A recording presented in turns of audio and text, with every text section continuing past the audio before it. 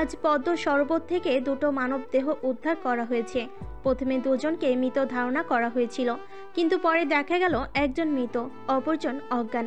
অজ্ঞান ব্যক্তিকে দ্রুত চিকিৎসালয়ে স্থানান্তর করা হয়েছে। মৃত মানুষটি মেয়ে।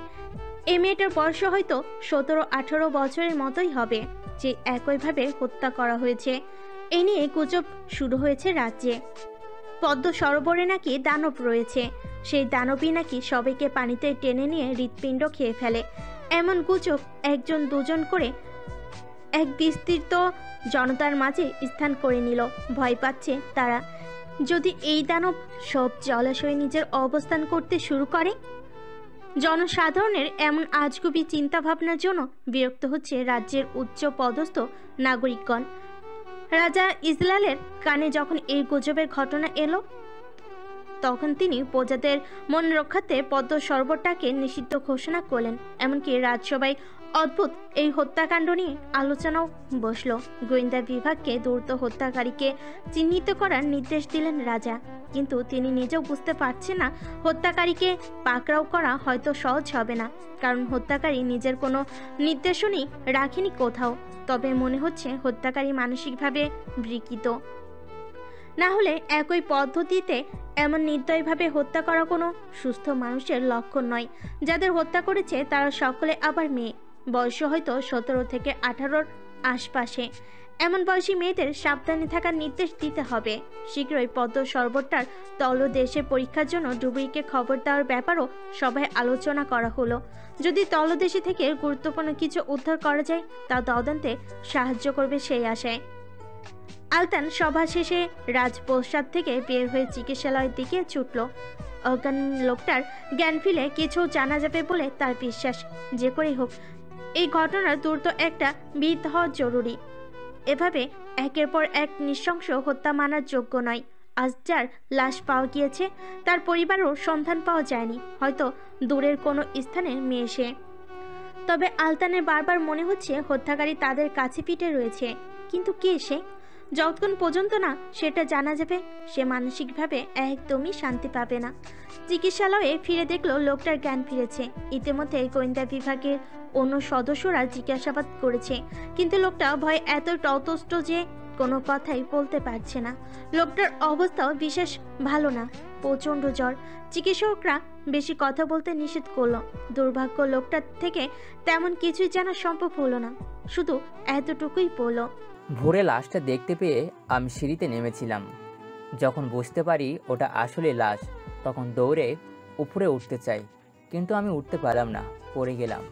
ওই সরোবরে নিশ্চয় খারাপ কিছু আছে, আর ওই খারাপ জিনিসটাই আমাকে টেনে পানিতে ফেলেছে। এতটুকু বলতে গিয়ে লোকটা ভয়ে কাঁপতে লাগলো। আলতান আরো প্রশ্ন করতে চাচ্ছিল, কিন্তু লোকটাকে উত্তর দেওয়ার অবস্থায় আছে বলে মনে হলো না। আশাহত হয়ে সে বের হয়ে এলো চিকিৎসালয় থেকে। ভাবতে লাগলো লাশটি কি গভীর রাতে ফেলা হয়েছে, কারণ রাতে যখন মানুষের চলাচল থাকে তখন ফেলতে নিশ্চয়ই কেউ না কেউ লক্ষ্য করত, কিন্তু লাশটা দেখা গেছে সকালে। তার মানে ধারণা করা যায় লাশটা গভীর রাতেই ফেলা হয় সরোবরে। আলতান হঠাৎ আশা দেখতে পায়, প্রাণঘাতী ওই মানবকে পাকড়াও করার একটা উপায় হয়তো সে পেয়ে গেছে। তুষারপাত হচ্ছে, কালো রাতকে সাদার পরশে ভরিয়ে দিচ্ছে বরফ কচির দল। খোলা বাতায়ন দিয়ে শুভ্র রাতকে দেখছে নামিরা। আজকে রাতটা অন্যরকম। শাইরে এসে প্রথম তুষারপাত দেখছে সে। যে চাই তার অলিন্দে এসে ভিড় করত তুষারের শুভ্রতা, কিন্তু এখানে কোনো অলিন্দ নেই। সে তুষারপাত ভালোবাসে। তুষারপাতের ভিতর ছাতা হাতে ঘুরে বেড়ানো এক অনন্য অভিজ্ঞতা। আজও হয়তো সে বাইরে বের হতো, কিন্তু অসুস্থতা তাকে ঘরবন্দি করেছে। কবে সুস্থ হতে পারবে, কবে আবারও ঘুরে বেড়াতে পারবে অপূর্ব শাইরে? দরজায় করেন না লোক কেউ। মারোয়া হবে ভেবে নামিরা বলল, ভেতরে এসো মারোয়া। দরজা খুলে আগন্তুক প্রবেশ করলো। মারোয়া নয়, আলী। কিছুটা অপ্রস্তুত বোধ করলো নামিরা। আলী বলল, তোমরা দুজন কি দুজনকে ছাড়া কিছু বোঝো না? বাড়িতে মারোয়া ছাড়াও আমরা রয়েছি, তুমি দেখছি আমাদের গুরুত্বই দাও না, অথচ তোমাকে বন্দিশালা থেকে মুক্ত করে আনার অবদান আমারই। আমার বন্দী হওয়ার পেছনেও আপনারই অবদান বেশি ছিল। তুমি এখনো আমার প্রতি রাগান্বিত? না, রাগান্বিত নই, ভাগ্য আমাকে যা কিছুর সামনে এনে দাঁড় করাবে আমাকে সেসবের সম্মুখীন হতেই হবে। আপনি কেবল বাহক ছিলেন। আলী এ বিষয়ে কথা বাড়াতে চাইল না। পূর্ণ বিষয় নিয়ে কথা বলে পূর্ণ আঘাত আরও তরতাজা হয়। সে বলল, তোমাকে আমার সাথে যেতে হবে। কোথায়? অতিথি এসেছে বাড়িতে, তাদের সাথে দেখা করবে। কারা এসেছি? প্রথম ও দ্বিতীয় রাজকুমার। নামিরার আসার একদমই বাইরে ছিল এই দুজন। তারা কেন হঠাৎ এখানে আসতে গেল? সেই দুই নির্দয় না, একদমই তাদের সামনে পড়বে না সে। এই অসুস্থ নিজেকে রাজকুমারদের সামনে নিয়ে যাওয়া চরম অপমানের হবে। নামিরা বলল, আপনি পাগল হয়ে গেছেন? আমি যাব তাদের সাথে দেখা করতে? অসম্ভব। আমি তাদের সামনে পড়তেই চাই না, আর তারাও আমাকে দেখে স্বাচ্ছন্দ্য বোধ করবে না। কিন্তু তোমাকে যেতেই হবে। স্বেচ্ছা যাবে না তুলে নেব? আপনি এমন কেন করছেন? বোঝার চেষ্টা করুন। তারাও আমাকে পছন্দ করে না, আমিও করি না। তারা আমাকে বন্দিশালায় এসে কথা শুনিয়ে গিয়েছিল। দ্বিতীয় রাজকুমার কথায় কথায় আমাকে মৃত্যুর হুমকি দেয়। সেই হুমকিকেই তো জয় করতে হবে তোমার। রাজকুমারদের সাথে এমন সম্পর্ক নিয়ে বাঁচতে পারবে না। তাদের সাথে বন্ধুত্ব করো। বন্ধুত্ব? তাদের সাথে বন্ধুত্ব করতে হলে আমাকে একাধিকবার জন্মগ্রহণ করতে হবে, কারণ এক জন্ম যথেষ্ট নয় বন্ধুত্ব সৃষ্টি করার জন্য। তুমি কঠিন করে দেখছো ব্যাপারটাকে। আপনার কি আসে যায় ওনাদের সাথে আমার সম্পর্ক কেমন তা নিয়ে? আসে যায়, কারণ তুমি এখানে আমার পরিবারের একটা অংশ। আমার পরিবারের কারো রাজকুমারদের সঙ্গে এমন সম্পর্ক থাকুক আমি পছন্দ করি না। আপনার পছন্দ অপছন্দে কিছু আসে যায় না, চলে যান। তোমার ধন্যবাদ জানানো উচিত তাদের। কেন?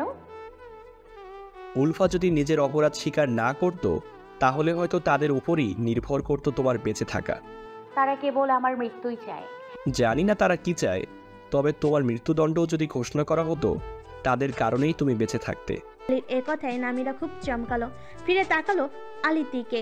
কিছু বলবে, কিন্তু আলী সুযোগ না দিয়ে বের হয়ে গেল। আলীর কথা গভীর চিন্তায় জন্ম দিল নামিরার মস্তিষ্কে। মৃত্যুদণ্ড ঘোষণা হলো রাজকুমারদের জন্য। কিভাবে বাঁচত সে? রাজকুমাররা কি তার জন্য সুপারিশ করত? নামিরার মনে হলো সে বেশি বেশি ভাবছে। এটা একেবারেই অসম্ভব যে রাজকুমার তাকে সবসময় মৃত্যুর ভয় দেখায়, সে কিনা করবে সুপারিশ। কিন্তু আলী এরকম কথা কি কেবলই অযথাই বলল? আলীর কক্ষে বসে আছে হামজালা ও ওমর। তাদের সামনে টেবিলের ওপর তাতিন বোর্ড। এটা গুটি জাতীয় খেলা।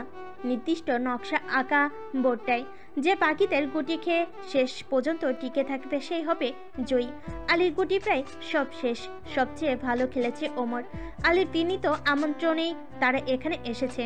আলতানকেও আমন্ত্রণ জানিয়েছিল, কিন্তু বেচারা পদ্ম সরোবরের ব্যাপারটা নিয়ে খুবই ব্যস্ত। ডুবুরি দরকার। কয়েকজন ডুবুরি থাকলেও সবচেয়ে যে ভালো তাকে দিয়েই কাজটা করাতে চাই, কিন্তু ডুবুরি দূরের কোথাও ভ্রমণে গিয়েছে, সেই নিয়েও ঝামেলা পোয়াতে হচ্ছে। মাত্রই হামজালা আলীর একটা গুলি খেয়ে বোর্ড থেকে সরিয়ে দিল। আলীর মুখ খুবই করুণ দেখাচ্ছে। বন্ধ দরজায় হঠাৎ কারোর হস্তপ্রহার শ্রবণ হলো। আলী অনুমতি দিয়ে বলল, এসো। কোনো ভৃত্যা খাবার নিয়ে এসছে ভেবেছিল আলী, কিন্তু দোরগড়ায় নামিরা ও মারোয়াকে দেখা যাচ্ছে। ওমর হামজালার দৃষ্টি ওদের উপর পড়ল। হামজালা নামিরাকে দেখেই বলে উঠল, ও বেঁচে আছে তাহলে, দেখে ভালো লাগছে। হ্যাঁ, বলেছিলাম তো, আমাকে অনেকদিন সহ্য করতে হবে আপনাদের। হামজালা লক্ষ্য করলো নামিরা কিছুটা খুঁড়িয়ে হাঁটছে। সে কিছুটা ব্যঙ্গ করেই বলল, 50 চাবুকের আঘাতেই এই অবস্থা? 100 চাবুকের আঘাত খেলে তো মনে হচ্ছে হাঁটতেই পারতে না ওমর। তোমার ওই 50 আঘাতও মওকুফ করা উচিত ছিল। নামিরা বিস্ময় নিয়ে তাকালো হামজালার দিকে। এই 50 আঘাতও মওকুফ করা উচিত ছিল মানে? দ্বিতীয় রাজকুমার কি তার শাস্তি মওকুফ করেছিল? তার কি 100 চাবুকের পোহার পাহাড় কথা ছিল? নামিরা ওমরকে বলল, আপনি কি আমার সাজা কমিয়েছিলেন? কেন কমিয়েছিলেন? ওমরের চেহারা সব সময়ের মতো কঠোর। গাম্ভীর্যপূর্ণ গলায় পড়ল, রাজকুমারের কাছে কৈফিয়ত চাইছো? আমি কি করব না করব সেটা একান্ত আমার বিষয়। তোমায় কিছু বলার প্রয়োজন বোধ করছি না। শুধু কি চাবুকের প্রহারই কমিয়েছে? তুমি নিজ থেকে বাঁচতে ব্যর্থ হলে ওমর। তোমাকে বাঁচাবে এমন কথাও বলেছে। নামিরা বাকরুদ্ধ হয়ে যাচ্ছে। এই কথাগুলোকে সত্য বলে মানতে আসলেই কষ্ট হচ্ছে তার। দ্বিতীয় রাজকুমার তো সেই মানুষ যে বারবার তরবারির ভয় দেখায়। সেই মানুষটা না, আসলেই বিশ্বাসযোগ্য নয়। ওমর ভীষণ বিরক্ত বোধ করলো ভাইয়ের উপর। এসব কথা মেয়েটার কাছে বলতে হবে কেন? সে রাগ বিরক্তি নিয়ে চাপা গলায় ডাকলো, হামজালা, এগুলো সত্যি দ্বিতীয় রাজকুমার? আবারও প্রশ্ন করছো? আর একবারও যদি প্রশ্ন করার চেষ্টা করো তবে তবে আমায় মারতে হবে, তাই তো? নিজেই যখন মারবেন তখন বাঁচানোর ইচ্ছা কেন পোষণ করেছিলেন? ওমর দাঁড়িয়ে গেল, রাগী মুখ রক্তিম হয়ে গেছে তার। আলীকে বলল, তোমার বোনকে এক্ষুনি বের করে দাও, নয়তো আজ সত্যি মারা পড়বে। আমি রক্তপাত ঘটাতে চাই না। ওমরের কথায় ভয় পেয়ে গেল আলী। নামিরার কাছে এসে ফিসফিস করে বলল, বের হও, তোমাকে রাজকুমারদের সাথে বন্ধুত্ব করতে বলেছিলাম, আর তুমি রাগিয়ে দিচ্ছ। এক্ষুনি চলে যাও। নামিরা নড়ল না, ওমরের দিকে তাকিয়ে আছে। তার দৃষ্টিতে ভয় নেই, রাগ নেই, কেবল বিস্ময়। নামিরা নড়ছে না দেখে মারোয়া বলল, যাওয়ার কথা। নামিরা যেন কথাটা শুনল না, তাই ওমরের দিকে তাকিয়ে দাঁড়িয়ে আছে। আলী মারোয়াকে বলল, ওকে টেনে নিয়ে যাও। টেনে নিয়ে যেতে হলো না, নামিরা স্বেচ্ছায় বের হয়ে গেল। তবে দৌড় করা থেকে আবারও ফিরে তাকালো ওমরের দিকে। ওমর কড়া গলায় নির্দেশ দিল, দরজা বন্ধ করো আলী। আলী তাই করলো। কপাট সম্পূর্ণ লেগে যাওয়া পর্যন্ত নামিরা তাকিয়ে রইল একজোড়া নীল পাষণ্ড চোখে। অদ্ভুতভাবে আজ এই পাষণ্ড চোখের মানুষটাকে তার ভয়ঙ্কর মনে হলো না। মানুষটা আসল ঠিক কেমন? নামিরা বন্ধ কপাটের ওপাশ থেকে পড়ল, আপনাকে একদমই বুঝতে পারছি না। ভালো আপনিটাকে বিশ্বাস করব নাকি খারাপ আপনিটাকে? তবে হ্যাঁ, আমি আর আপনার তরবারিকে ভয় পাবো না। আপনার তরবারিও হয়তো আমার রক্তের পরশ পাওয়ার ইচ্ছা ভুলে গেছে। ওমর কিছু বলল না, কথাগুলো বিপরীতে, এমনকি রাগবোধও হলো না তার। আলী ভিতর থেকে চেঁচিয়ে উঠল, তুমি এখনো চাওনি? মরতে চাও? নামিরা আলীর কথা উপেক্ষা করে আবার বলল, ধন্যবাদ রাজকুমার ওমর, আমার জন্য যা কিছু করেছেন তার জন্য। বিরক্তিকর মেয়েটাকে হয়তো আপনি সহ্য করতে শিখে গেছেন। সালেহ নামের লোকটি মারা গেছে আজ ভোরে। এমন কিছু ঘটবে তা আসলেই অনুমেয় ছিল না। অসুস্থ হয়ে পড়েছিল ভীষণ, পাশাপাশি ছিল ভয়গ্রস্ত। দুই মিলে পরিবারকে কাঁদিয়ে সেই পৃথিবী ত্যাগ করলো। পদ্ম সরোবরে পরের একদিন পরেই মারা গেছে। এটা অত্যন্ত দুঃখের। লোকজন তার মৃত্যুর খবর শুনে ভয়ে আরও মুষড়ে পড়ল। তারা রাজপ্রাসাদের সম্মুখে এসে এই বিপদ থেকে নিস্তারের জন্য রাজার কাছে সাহায্য প্রার্থনা করছে। কিন্তু রাজা কি করবে? প্রহরী দিয়ে সব প্রজাদের প্রাসাদের সামনে থেকে তাড়িয়ে দেওয়া হলো। কান্নার চোখ নিয়ে বাড়ি ফিরে গেল তারা। এই ঘটনার পাশাপাশি আরও একটা গুজব ছড়িয়ে পড়েছে। হালাস জঙ্গলে নাকি হায়েনা দেখা গেছে। এই গুজবটা ছড়িয়েছে এক গাড়ির চালকের নিকট থেকে। হায়নাটা নাকি একটা ঘোড়াকে হত্যা করেছে। যদি সত্যি হালাস জঙ্গলে হায়না থাকে তবে সেটা ভয়ঙ্কর ব্যাপার হবে। হায়না রয়েছে কিনা সেটা দেখভালের দায়িত্ব পেল ওমর। রাজা নিজ থেকে দায়িত্ব দিয়েছেন তাকে, কারণ তিনি মনে করেন এরকম হিংস্র জন্তুর সমাধান ওমরই করতে পারবে। কারণ ওকেও তিনি হিংস্রই মনে করেন। সব হিংস্র ব্যাপারই তো ওর আগ্রহ। উত্তরের জঙ্গলে গিয়ে দৌড়াত কাটিয়েছিল। নিঃসন্দেহে হায়নার সাথে ওর বোঝাপড়াটাও ভালো হবে। ওমর আগামীকাল থেকে হায়নার সন্ধান করার সিদ্ধান্ত নিল। এখন সে যাবে পদ্ম সরোবরে। পদ্ম সরোবরের তলদেশে অনুসন্ধান করা হবে। যে ডুবুরিকে দিয়ে করানোর কথা ছিল তাকে নিয়ে নয়, হামজালার নির্দেশে অন্য ডুবুরি করবে। হামজালা আগে থেকে সরোবরের কাছে দাঁড়িয়ে আছে। আরও রয়েছে আলতান, অন্য একজন গোয়েন্দা, এবং হামজালা ও ওমরের বন্ধু আতাহার। হামজালা ও ওমর পাশাপাশি দাঁড়িয়ে আছে, তাদের দৃষ্টি সরোবরে। ডুবুরি ইতিমধ্যে নিজের কাজ শুরু করেছে। ওমর সেই দিকে দৃষ্টি স্থির রেখে হামজালাকে বলল, তোমার কি মনে হয় কিছু কি পাওয়া যাবে? হয়তো। আবার হয়তো না। ওমর একবার আলতানের দিকে তাকালো, অতঃপর আবার সরোবরের দিকে দৃষ্টি রেখে বলল, কিছু পাওয়া যাক বা না যাক, হত্যাকারীকে তোমার খুঁজে বের করতেই হবে আলতান। হত্যাকারী যদি আমাদের পরিচিত কেউ হয়? আশা করছি হবে না, আর যদি হয় নিজ হাতে শিরচ্ছেদ করব আমরা। যদি সেই হত্যাকারী তুমি হও? আমার শিরচ্ছেদ করবে এমন সাহস কার আছে? হাসলো আলতানও, আর বাকি সবাই। আলতান হঠাৎ আফসোসের গলায় বলল, আমার আফসোস হচ্ছে কেন আমি আর একটু সাহসী হলাম না? আবারও হেসে উঠল সবাই। পানির নিচ থেকে ডুবুরি হঠাৎ মাথা তুলে তাকালো পাড়ের সবার দিকে। সবাই জিজ্ঞাসু চোখে তাকালো। আলতান জানতে চাইল, কি হয়েছে? লাশ, 4টা পচে গলে যাওয়া বিশ্রী লাশ। গত রাত থেকে নামিরার উপর খুব ক্ষেপে আছে আলী। এতটাই রাগান্বিত ছিল যে সকাল দুপুর বিকেল সব পেরিয়ে গেল, সে একটা বাচ্চ উচ্চারণ করলো না নামিরার সাথে। নামিরাও আলীর এমন আচরণ লক্ষ্য করে খুব বিস্মিত হলো, কিন্তু কিছুই বলেনি আলীকে। সন্ধ্যায় আলী আর চুপচাপ বসে থাকতে পারল না। তখন বাড়ির উঠানে আগুন জ্বালিয়ে বসেছিল নামিরা ও মারুয়া। আর কেউ সেখানে ছিল না। আলী ফিরেছে বাইরে থেকে। মারুয়া দেখে অভিবাদন জানালো। আলী কোনো প্রতিক্রিয়া দেখালো না। একবার কঠিন চোখে নামিরাকে দেখে অন্দরে চলে গেল। হঠাৎই আবার বাইরে এসে নামিরার সামনে দাঁড়িয়ে পড়তে লাগলো। তুমি কি দিয়ে তৈরি? হ্যাঁ, কি দিয়ে তৈরি? তোমায় আমি কি বলেছিলাম আর তুমি কি করলে? কোন কাজটা আমার করার কথা ছিল যা আমি করিনি? তোমাকে আমি বলেছিলাম রাজকুমারদের সাথে বন্ধুত্ব করতে, আর তুমি কি না শত্রু হওয়ার জন্য উঠে পড়ে লেগেছ? রাজকুমারদের রাগিয়ে দাও? এত সাহস! নিজে তো মরবেই, সাথে আমাকে নিয়েও মরবে। তবুও আমরা তো ভীষণ সুন্দরভাবে বেঁচে আছি। আমার ভয় হচ্ছে তোমার কারণে তাদের সাথে আমার সম্পর্ক খারাপ না হয়ে যায়। উফ, তুমি কেন যে সাহায্যে এলে? আলী শেষ কথায় নামিরার খারাপ লাগবে ভেবে মারুয়া পড়ল। ভাই আলী, আপনার একটু ভেবে চিন্তে কথা বলা উচিত। দেখলে, তুমি মারোয়াকেও আমাদের থেকে কেড়ে নিয়েছো। ও এখন তোমাকে ছাড়া কিছু বোঝে না। খুব ভালো, সবাই মিলে আমাকে রাজ্য ছাড়া করে দাও। আপনি রাজ্য ছাড়া হয়ে অন্য যে রাজ্যে যাবেন সেই রাজ্য ভ্রমণের আমন্ত্রণ পাঠিয়েন আমাকে ও মারওয়াকে। এই কথা শুনে আলী আরো রাগলো, কটমট করে পড়ল। যদি পুনরায় রাজকুমারদের সাথে অমন করো, তবে মনে রেখো, এই নিবাসের বাইরের আলো বাতাস তোমার জন্য হারাম করে দেব। এক পা বাইরে ফেলতে দেব না। আপনি আমার অভিভাবক নন, কাজেই আপনার কথা মানতেও বাধ্য নই।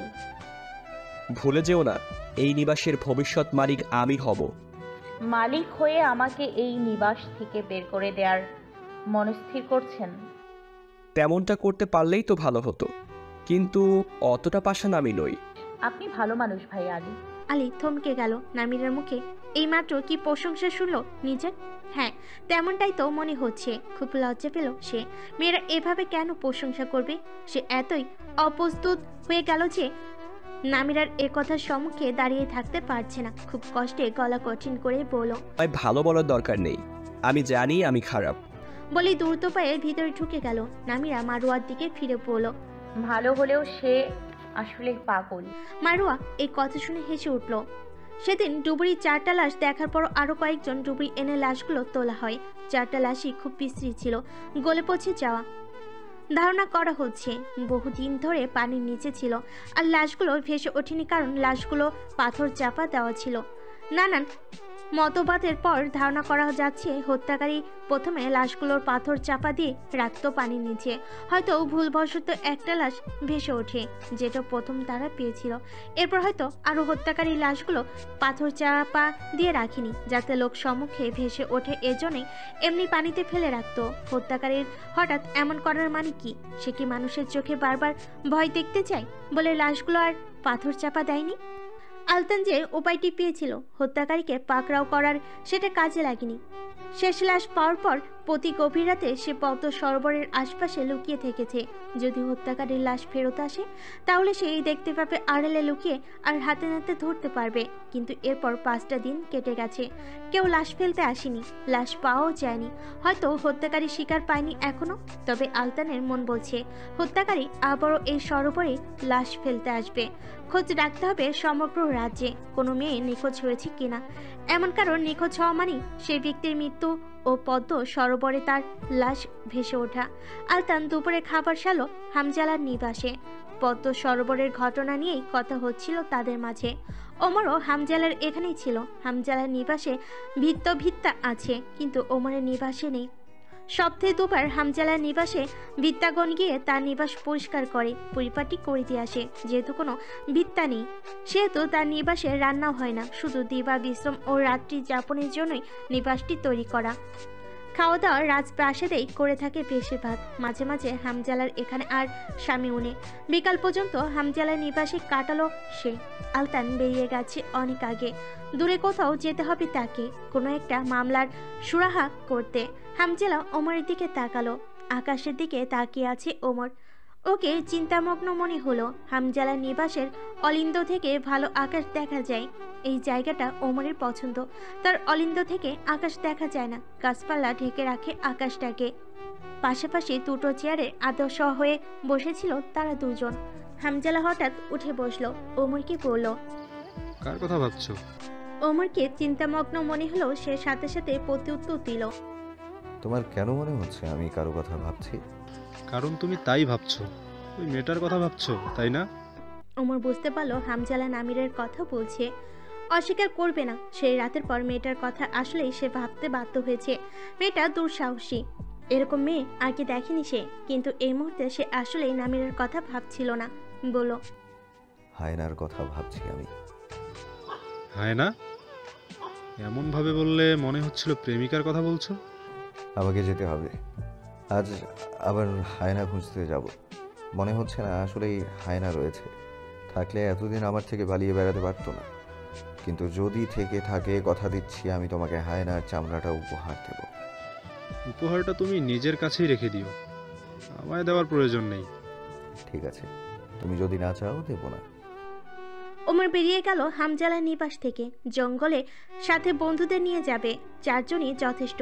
হায়নার দেখা পাওয়া না গেলেও অন্য হিংস্র প্রাণী জঙ্গলে বিদ্যমান, আর সেগুলো হামলা করবে এ কথাও জানা। তার সঙ্গে প্রয়োজনীয় উপকরণ নিতে হবে, যেমন তীর, বর্ষা ইত্যাদি। ঘোড়াগুলো রাস্তায় দাঁড় করিয়ে জঙ্গলে ঢুকে পড়ল তারা। এর কিছুক্ষণ পর ঘোড়াগুলো থেকে কিছুটা দূরে একটা ক্যারিজ এসে নামলো। ক্যারিজ থেকে বের হলো নামিরা, মারোয়া ও আলী। নিজের শিকার দেখাতে নামিরা ও মারোয়াকে নিয়ে এসেছে আলী। নামিরা এখন ভালো সুস্থ। হায়াশা আলীকে বলেছিল নামিরাকে ঘুরতে নিয়ে যেতে। সে নিয়ে এলো শিকারে। শিকারের চেয়ে ভালো কিছু আর হয় না বলে আলীর ধারণা। সে শুনেছে এই জঙ্গলে নাকি হায়না আছে, কিন্তু সে এও জানে আসলে হায়না নেই। থাকলে ওমর এতদিনে পেয়ে যেত। আলী দুটো ধনুক নিয়ে এসেছে, একটা হাতে তুলে নিল, সাথে নিল অনেকগুলো তীর। নামিরাও মারোয়াকে বলল, তোমরা দুজন এখানেই বসে থাকো, আমি জঙ্গলে যাব, হায়না শিকার করে নিয়ে আসব, তারপর অন্য কোথাও ঘুরতে যাব। আপনি হায়না শিকার করতে পারবেন? আলীর উপর সন্দেহ? আলী পারে না এমন কিছু নেই। দম্ভ নিয়ে বলল আলী। তারপর আবার পড়ল, 20 মিনিটের ভেতর হায়না নিয়ে ফিরবো। আলী এগিয়ে গেল জঙ্গলের দিকে। নামিরা পেছন থেকে পড়ল। শুভকামনা রইল। আলী পিছন ফিরে তাকালো। চোখ ফিরিয়ে আনতে গিয়ে একসময় দূরে কিছু ঘোড়াকে লক্ষ্য করলো সে। রাস্তার এরকম ভাবে ঘোড়া রাখা কেন? কাদের ঘোড়া?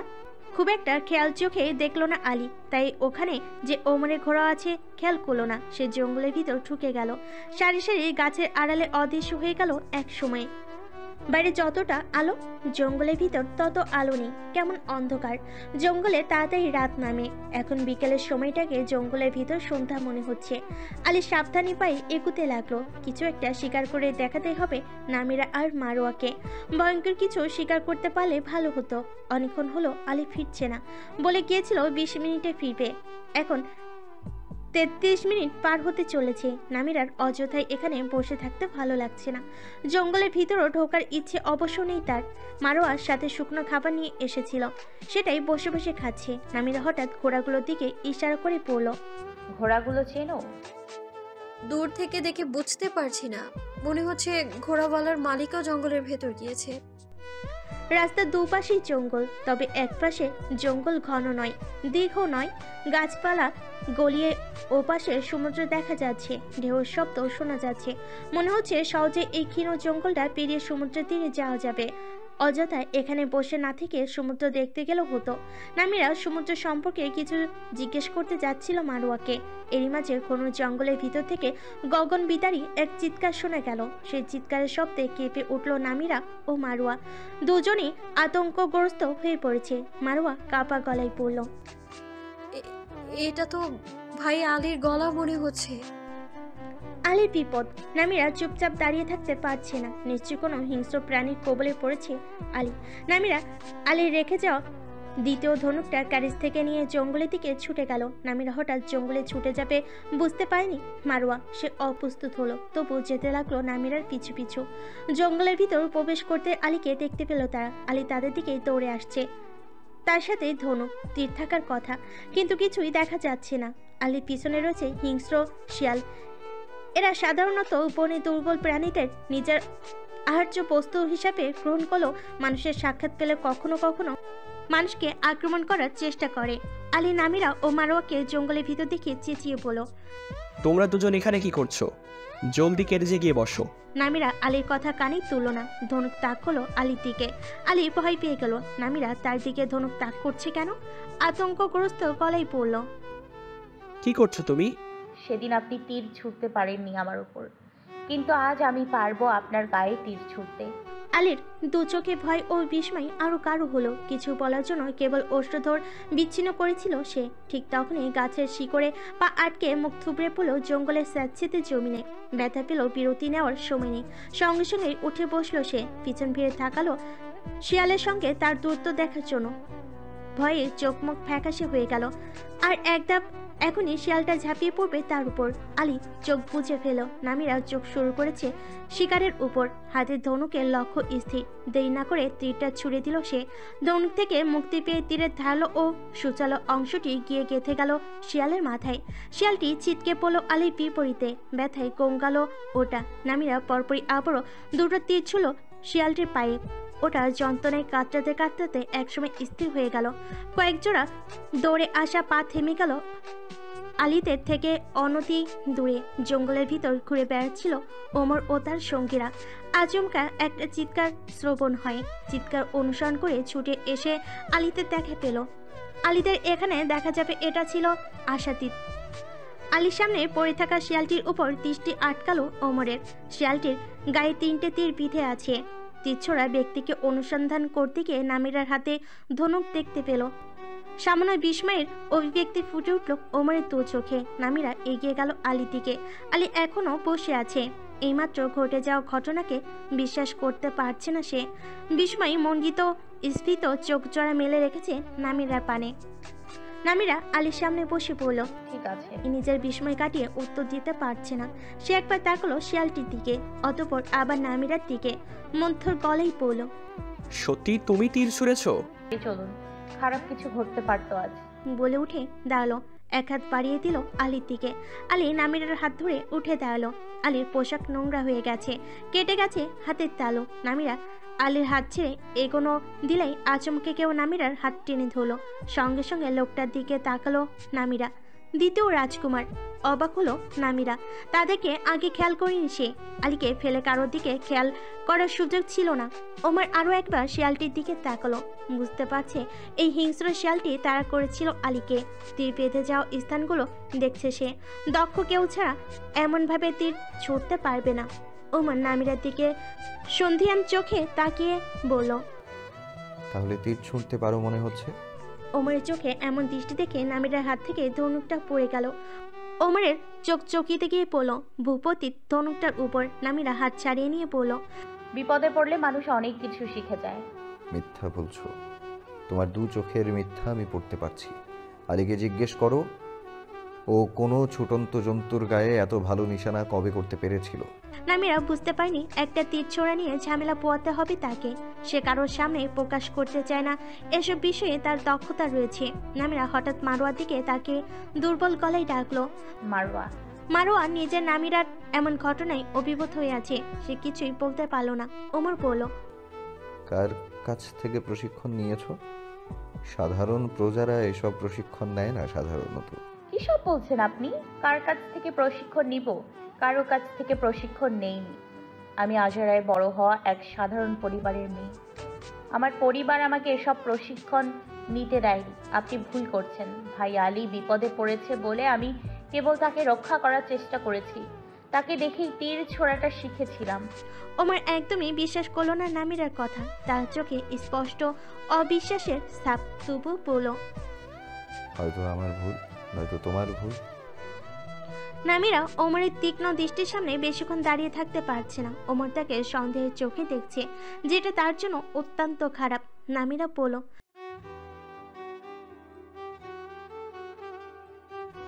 যাও, তবে আর কখনোই এই জঙ্গলে তোমাদের দেখতে চাই না। তিনজনকেই শাস্তি পেতে হবে তাহলে। মাথায় রাখবো আমরা। তিনজনই রাজকুমারকে সম্মান প্রদর্শন করে জঙ্গল থেকে বের হয়ে এলো। এতক্ষণ যেন নিঃশ্বাস নিতে কষ্ট হচ্ছিল। বের হয়ে প্রাণ ভরে নিঃশ্বাস টানলো নামিরা। শান্তি লাগছে। তবে আলী আর মারোয়ার চোখেও বিস্ময় তাকে ভাবাচ্ছে। আলীকে বাঁচানোর জন্য তীর ছুঁড়ে কি তবে সে ভুল করে ফেললো? পরিস্থিতি স্বাভাবিক করতে নামিরা বলল, শিয়াল দেখে ভয় পালাচ্ছিলেন আর আপনি কিনা গিয়েছিলেন হায়না শিকার করতে। নিজেই তো হায়না শিকার হয়ে যেতেন। আমি ভেবেছিলাম তুমি তীর ছুটতে জানো না, কোনো অস্ত্রেরই ব্যবহার জানো না, কিন্তু আজ তুমি সত্যি আমাকে অবাক করে দিয়েছ। দ্বিতীয় রাজকুমারকে যতই বোঝাও না কেন, বিপদে পড়ে তীর ছুঁড়েছ। আমি বিশ্বাস করছি না কেউ চোখের দেখা দেখেই এমন দক্ষভাবে তীর ছুঁড়তে পারে না। আমার জানা মতে আমার মামাতো ভাই বোনেরা তীর ছোড়াছড়ি করতে জানে না, প্রশিক্ষণ নেয়নি। আমার মামারা গরিব, সেখানে তুমি এত দক্ষ হাতে তীর ছুঁড়েছ। নামিরার মনে হচ্ছে চরম ভুল করে ফেলেছে। কেন তীর ছুটতে গেল? ঠিক হয়নি কাজটা। সে জোর দিয়ে বলার চেষ্টা করলো, আপনারা অবিশ্বাস করলেও এটাই সত্যি। আলীও বোধহয় এই ব্যাপারটাকে আর দীর্ঘ করতে চাইছে না, তাই হঠাৎ বলল, তখন আমার দিকে তীর তাক করে ওই কথা বললে কেন? উফ, মনে হচ্ছিল মারা যেতে চলেছি। একদিকে শিয়াল, একদিকে তীর। শোধ নিলাম প্রথম দিনের। চালাক মেয়ে।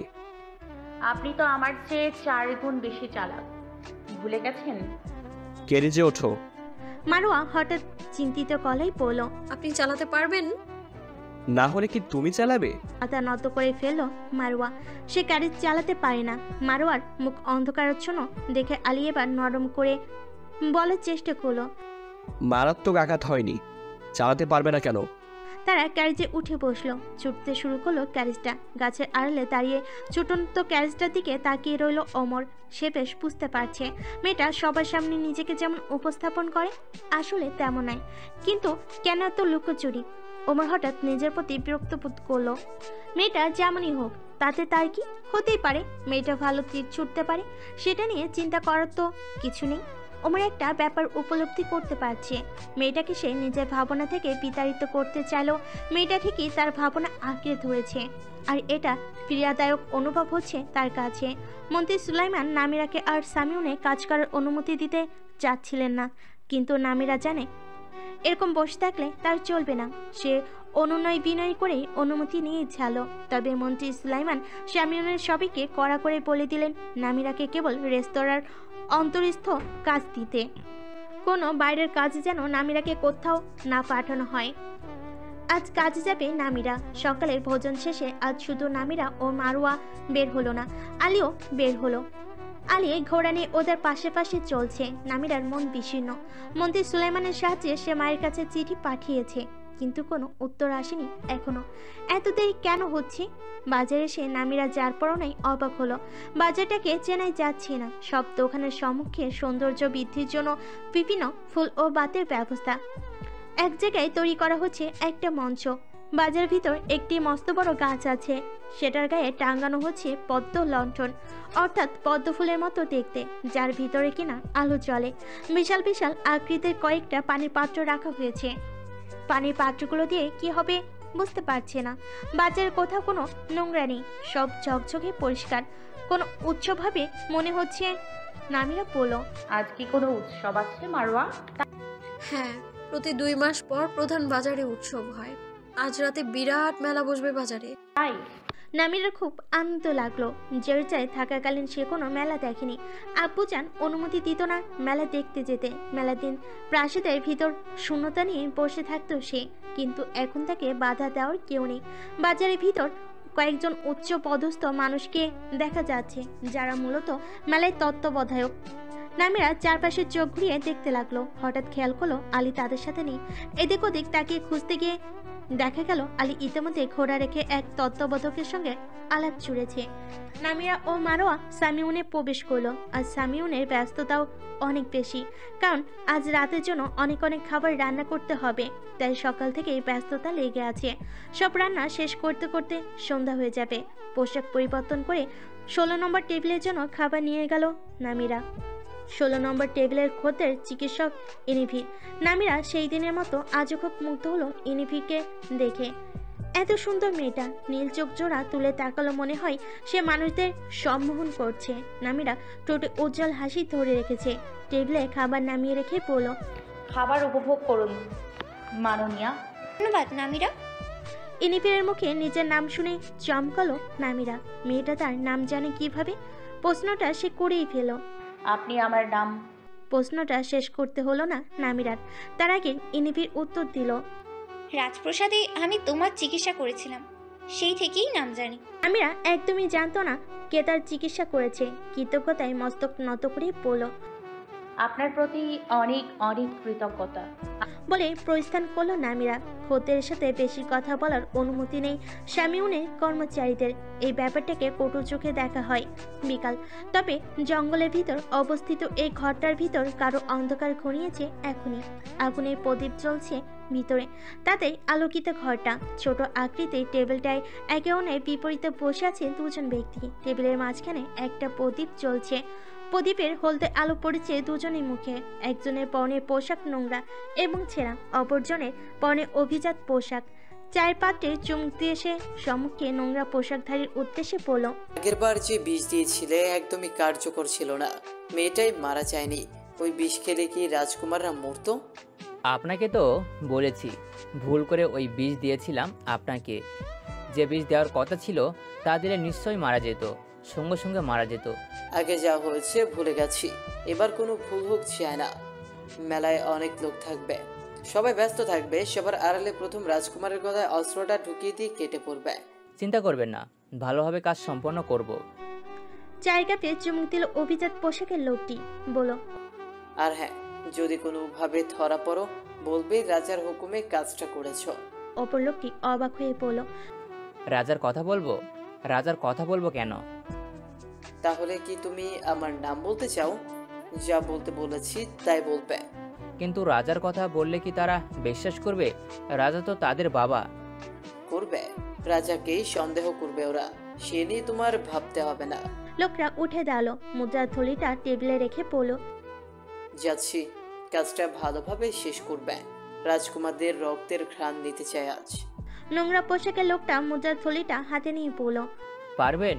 নিশ্চয় পারবেন রক্তের ঘ্রাণ নিতে। আশ্বস্ত হয়ে ঘরের বাইরে বের হয়ে এলো অভিজাত পোশাকের লোকটি। নিশ্চিন্ত মনে হেঁটে চলতে লাগলো ঘোড়ার দিকে। হঠাৎ মনে হলো কেউ যেন লক্ষ্য করছে তাকে। দাঁড়িয়ে পড়ে সে, নিচে বাম দিকে তাকায়। সঙ্গে সঙ্গে গাছের আড়ালে লুকিয়ে পড়ে একটা কিছু। নির্ভীক লোকটা এগিয়ে যায় সেদিকে, কিন্তু কিছুই দেখতে পায় না। শুধু নরম মাটিতে জন্তুর পায়ের ছাপের মতো ছাপ দেখতে পায়, কিন্তু এমন বড় পায়ের ছাপ কোনো জন্তু ঠিক বুঝতে পারলো না। যাক, জন্তু তাহলে কোনো মানুষের পায়ের ছাপ হলে ব্যাপারটা চিন্তার হতো। লোকটা সরে আসলো জায়গাটা দেখে। কিছু দূরে গাছের আড় থেকে একটা মেয়ে তাকে লক্ষ্য করছে, সেটা সে একদমই খেয়াল করলো না। নিশ্চিন্ত মনে ঘোড়া নিয়ে বের হয়ে গেল জঙ্গল থেকে। হ্যালো বন্ধুরা, পরবর্তী পার্ট খুব তাড়াতাড়ি আসবে, তো সবাই অপেক্ষায় থাকো। আর চ্যানেলটি যারা এখনো সাবস্ক্রাইব করোনি তারা পরবর্তী পার্ট দেখার জন্য চ্যানেলটি সাবস্ক্রাইব করে রেখো। ধন্যবাদ সবাইকে, আমাদের সাথেই থেকো।